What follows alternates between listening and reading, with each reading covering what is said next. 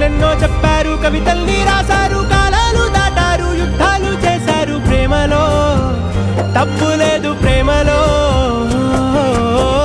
వేల వేల వెన్నెలంత మీద వాలి వెలుగునంత మోయమంటే నేను ఎంత రే.